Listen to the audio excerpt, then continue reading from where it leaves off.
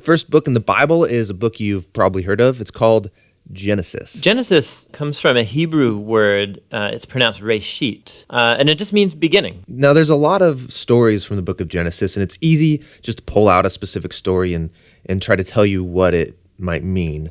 But we think the best way to understand this book is to look at the book as a whole and show you how the whole thing is designed. The book is designed to fall into two main parts.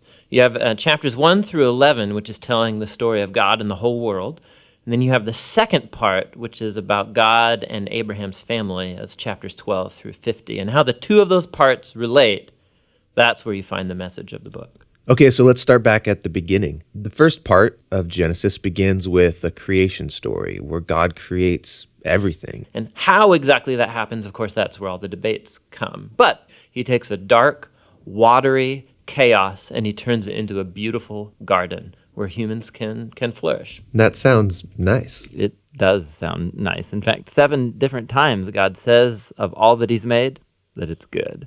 And this is where we meet the first human characters in the Bible, Adam and Eve. They're both individual characters, but they're also representative. Adam is the Hebrew word for humanity, and Eve is the Hebrew word for life. And God creates them in his image. In other words, humanity reflects, or is meant to reflect, the creativity, the goodness, and character of the Creator out into the world that he's made. And they're supposed to reproduce and make cultures and neighborhoods and art and gardens and everything else. But he gives them a moral choice about how they're going to go about building this world. And this is what the tree of the knowledge of good and evil is all about. And he tells them, don't eat of the fruit of this tree or you will die.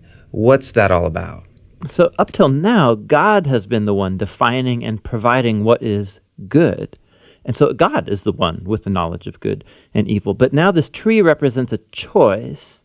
Will the humans trust God's definition of good and evil, or are they going to seize the opportunity and define good and evil for themselves? And Adam and Eve eat the fruit. This is the core biblical explanation for that concept of sin, that desire to call the shots myself.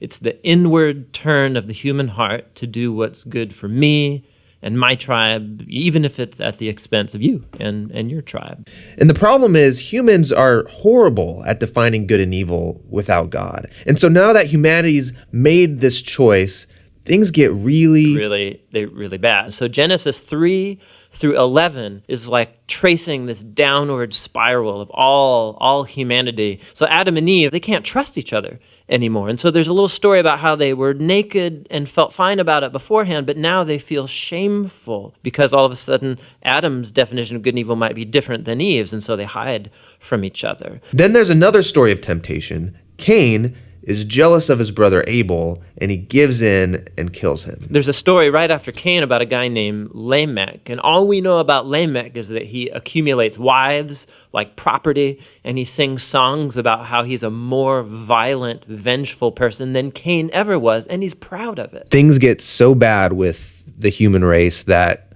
we see God decide to just wipe us out.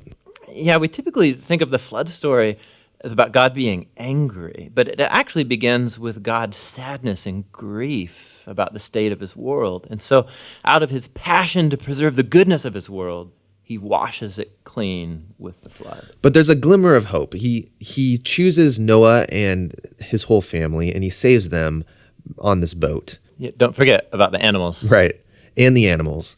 So Noah and his family are going to reboot all of humanity. I mean, he must be a pretty great guy. But this is the story most people don't know because it's kind of weird, is that Noah gets off the boat and he plants a vineyard and he gets totally plastered. And then something sketchy happens in his tent with his son. It's a tragic story. So from here, humanity grows again, but things are as bad as before.